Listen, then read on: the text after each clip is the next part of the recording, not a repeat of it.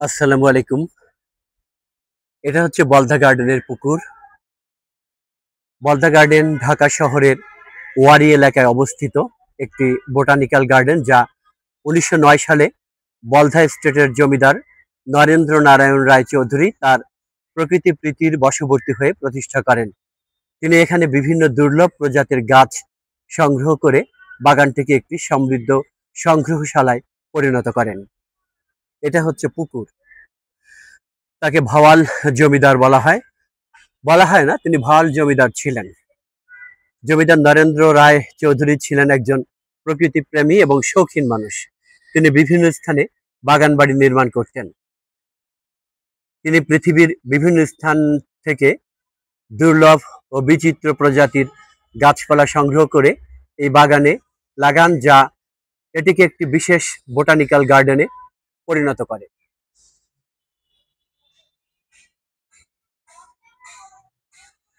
এখানে বিভিন্ন ধরনের গাছগাছালি আছে।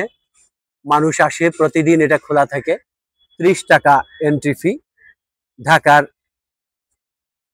ইত্তেফাকের পিছনের দিকটায় রাজধানী সুপার মার্কেট, তার পাশেই বলধা গার্ডেন, ওয়ারী এলাকায়। এটা হচ্ছে সেই পুকুর, অনেক সুন্দর। এখানেই আমাজন লিলি ফুটেছিল। এখানে আপনারা আসতে পারেন। আমরা পুরনো জিনিস দেখতে চাই। এই প্রজন্ম, তারা অনেক কিছুই জানে না, তাদের জানা উচিত। এটা হচ্ছে ১৯০৯ সালে প্রতিষ্ঠা করেন। তখন ঢাকা এরকম জাঁকজমক বা যানজট এরকম ছিল না।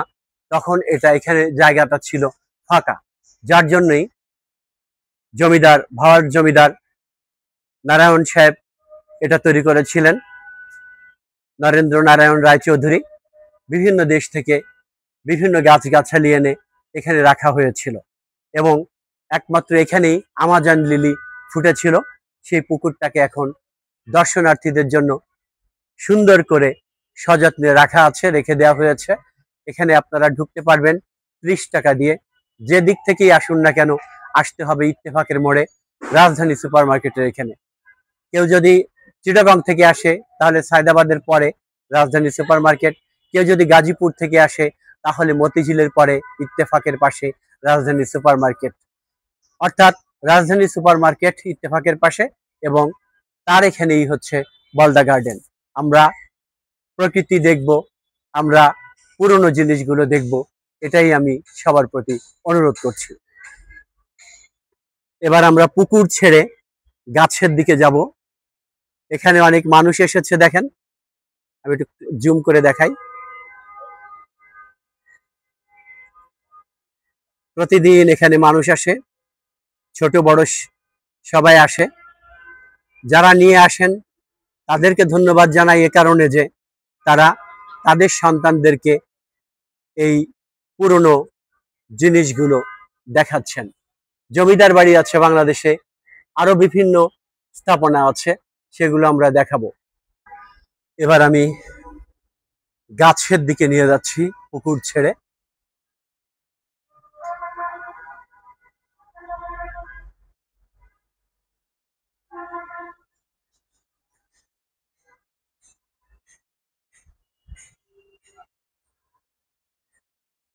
অনেক প্রকার গাছ আছে এখানে।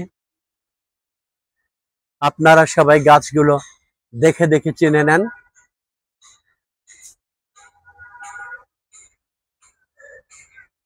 এন্ট্রান্স গুলো খুব সুন্দর।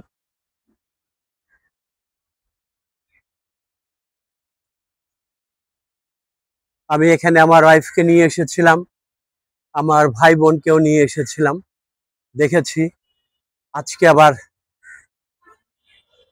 আপনাদের জন্য এই ভিডিওটি করা। বলধা গার্ডেন দেখাতে হবে, তাই।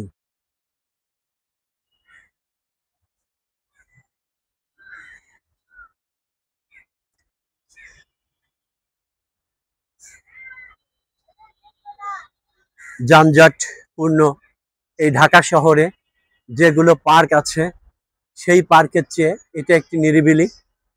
এখানে একটি, আচ্ছা, এইটাই হচ্ছে নরেন্দ্র রায় চৌধুরীর,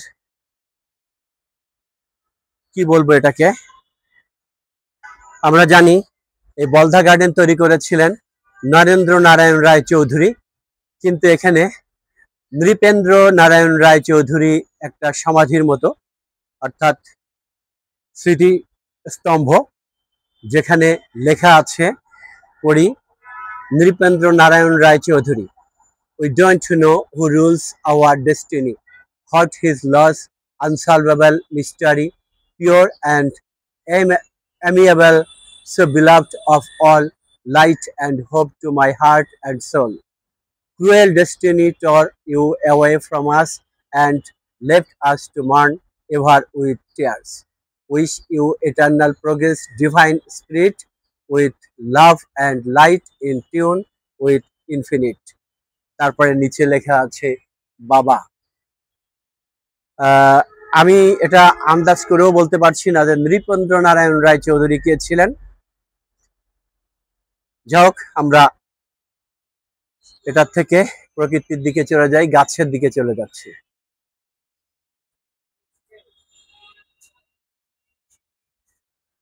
গাছের দিকে আমরা যাচ্ছি, গাছ দেখছি।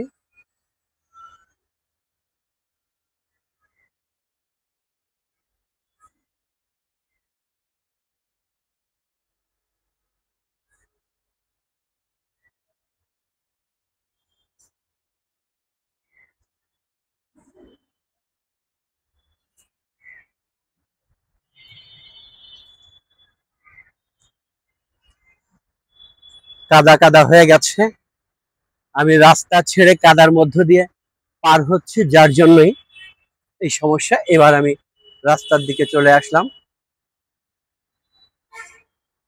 এখানে ফ্যামিলি নিয়ে আসছে অনেকে, সিঙ্গেল আসছে, কেউ কেউ হয়তো, কেউ কেউ হাজবেন্ড ওয়াইফ, নববিবাহিতা, বিবাহিত, তারাও এসেছেন।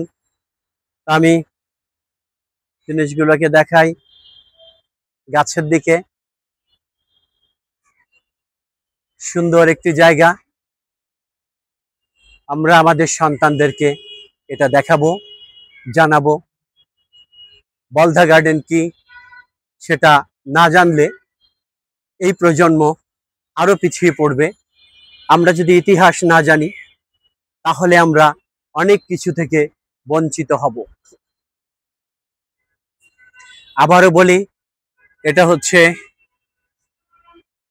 ভাওয়াল জমিদার নরেন্দ্র নারায়ণ রায় চৌধুরীর বলধা গার্ডেন, অর্থাৎ বোটানিক্যাল গার্ডেনের মতোই এখানে গাছগাছালি। এটা তৈরি করেছিলেন উনি 1909 সালে শুরু করেছিলেন এবং মৃত্যুর আগ পর্যন্ত 1943 সাল পর্যন্ত এখানে বিভিন্ন জায়গা থেকে গাছ এনে এখানে রুয়েছিলেন, অর্থাৎ সংযোগ করেছিলেন, যোগ করেছিলেন। একটি দেখার মতো জায়গা, ঢাকা শহরের একেবারে প্রাণকেন্দ্র, যেটা যখন এটা তৈরি করা হয় তখন এটা এরকম শহরে জাঁকজমকপূর্ণ মানুষের চলাচল এবং ছিল না, বিল্ডিং ছিল না, তখন ফাঁকা ছিল। বাংলাদেশে এই পুকুরেই আমাজন লিলি ফুটেছিল। এখন এখানে মাছ দেখেন, আমাকে দেখে মাছ চলে আসছে বোধহয় কাছে, ওই যে দূর থেকে সোনালী মাছ, কাছের থেকে দেখাই। একটা, এটা সম্ভবত সিলভার কার্ভ।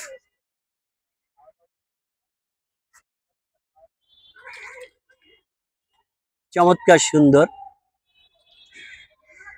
মানুষকে দেখে মাছ এসেছে।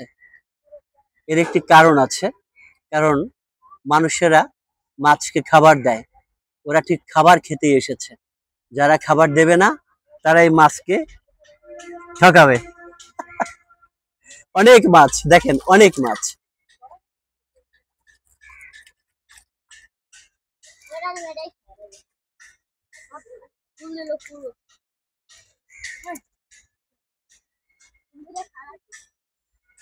এই ছেলেটা, এর নাম হচ্ছে মোজাম্মেল, বলধা গার্ডেন দেখতে এসেছে।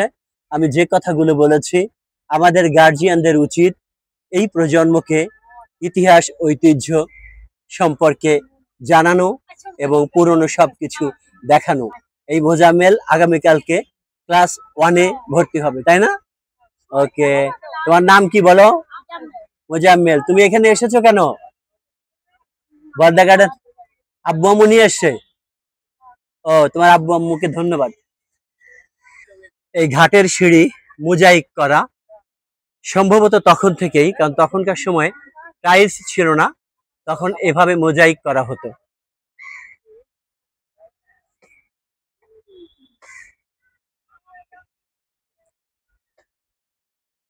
বলদা গার্ডেনটা খুবই ছোট, যার জন্য আমার ভিডিওটাও ছোট। তবে এখানে কিন্তু বলদা গার্ডেনটা কিন্তু একটা না, দুপাশে দুটো, ওপাশে একটা এপাশে একটা। তা এটা একটা হচ্ছে কোয়ার্টার করা হয়েছে এখন, আর এটা হচ্ছে জনগণের জন্য উন্মুক্ত, খোলা আছে। আজকে শুক্রবার 26শে সেপ্টেম্বর, এখন সময় 3:36। বলদা গার্ডেন থেকে বিদায় নিচ্ছি আমি, রবিউল মাশরাফি।